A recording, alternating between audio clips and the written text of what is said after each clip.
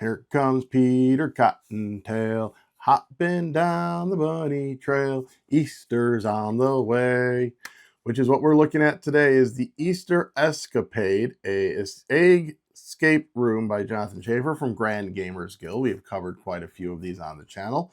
Playlist up above if you're interested in seeing any of the other holidays and or endangered animals we have covered. But after the break, I'll get into briefly how this kind of plays, then some thoughts, then some spoiler thoughts, and then a wrap up. There will be timestamps down below for all of those things. All right, see you after that. All right, so touch on briefly how these things play in case you are unaware.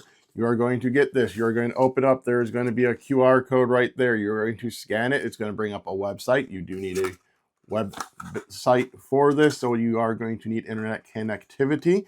You're going to scan that. You're going to choose the one you're wanting to play, in this instance the Easter Escapade, and you're going to press play. It's going to bring up a website that's got various things on there, such as information you may need to know, such as Braille, sign language, etc., maybe common ciphers. It is also going to tell you where to begin, which card to put out, and then you put in your answers there. Then they say if you're right or wrong, and then they give you where you go next, and they will also have a hints page, etc. Once you finish the final one, it'll give you a score, how many, I believe it's Easter baskets in this one, how long it took you, and then how many hints and what have you.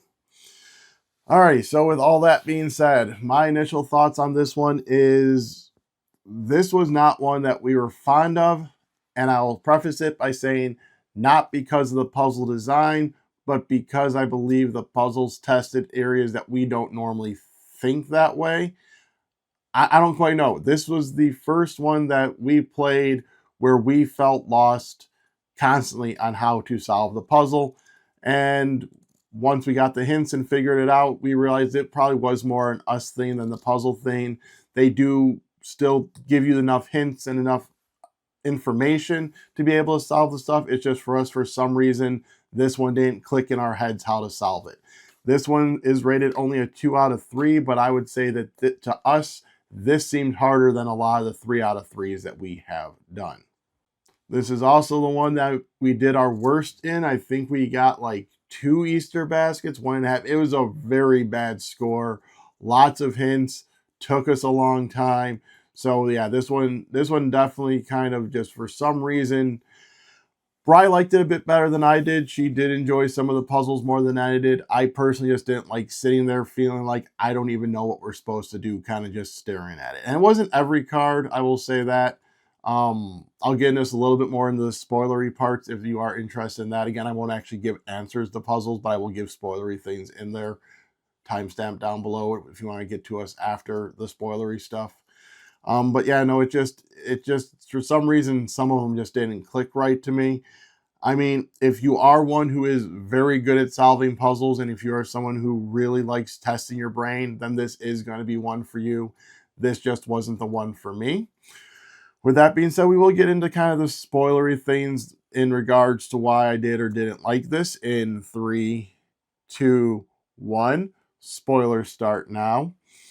So for this one, you definitely need to have that website with the different things, with like the Braille, the sign language, the maritime flags, the pig pen, all of that stuff. That is used vastly in this one and in multiple ways and in multiple puzzles. So that is something you are going to have to pay attention to and make sure you know. Also, so at one point you end up having to do something with multiple cards in relation to one card. This one brings in back mechanism that a lot of them have been using lately, to where here, I'll just kind of show you this one here is, while you have this card, you can look at such and such on one of the cards. So it might be like, look at 1B, and then it'll give you some information.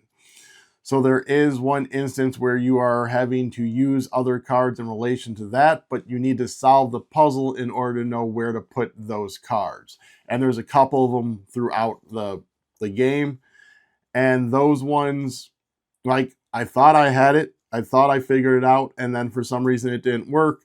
And then it was because I was just off by one way of doing it. So that was one of the ones that we ended up using a lot of hints on, is like, how exactly do you do this? Because we tried and tried and tried for a while, and we couldn't quite figure it out on our own and needed those hints. So that one definitely, because we put in a lot of wrong answers, so I think that one definitely kicked down our score as well, because it got to the point like I'm just going to start guessing everything, because I was getting legitimate annoyed at some of these puzzles the way that they were. Like I said, I understand that's a me problem, not a puzzle design problem. If you're going into these, you do want to test your mind. This was just testing my mind in a way I couldn't grasp in my head, which was even more annoying to me. This one also does go back and uses some of the cards that you think you might be done with.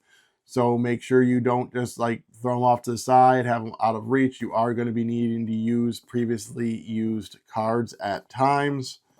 And then there was a couple of cards that we felt we did have to write on. Normally we don't need to write on these, but there are certain ones that we did need to write on. I mean, I guess you could fill it out on a piece of paper.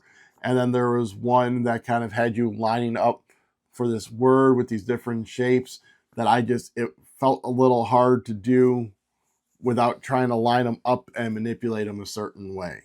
So like I said, a lot of spatial ones, some that we need to write on, and so forth.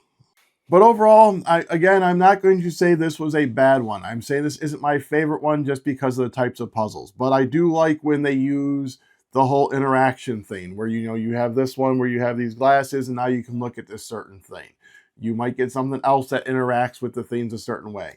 That, to me, adds a really cool level to the puzzles. Like I said, they've used it in a few of them. And that I really enjoy that one because you are able to kind of manipulate the cards more, and it feels more than just looking at something trying to find a specific puzzle, because you are having to kind of manipulate, like, if I have this certain item, how would I interact with these items with it, or what does this interact with in these cards. So that is a cool thing that they did bring into this one. So as I said, if you want an Easter themed escape room game, this is for you. If you are really good at solving those difficult puzzles that are part of these, it's going to be for you. If you have trouble with that type of thing, you are going to possibly be getting aggravated at this one, because like I said, I know I was. Brian, not as much, but me, I was just, as I said, getting annoyed that I couldn't figure it out. But if this is something that you are interested in, there is a link down below to the Grand Gamers Guild website where you can purchase it. We get no kickback from that. I'm just letting you know where you are able to find the game. Also down there are other ways you can help us. You can go ahead and like, subscribe, comment, share, or ring the bell for this channel. You can go ahead and join our Patreon. You can hit up our Ko-fi, or you can join the channel itself with the join button, where you get exclusive perks like early access to the videos and whatnot. All right, so hope you have a happy day.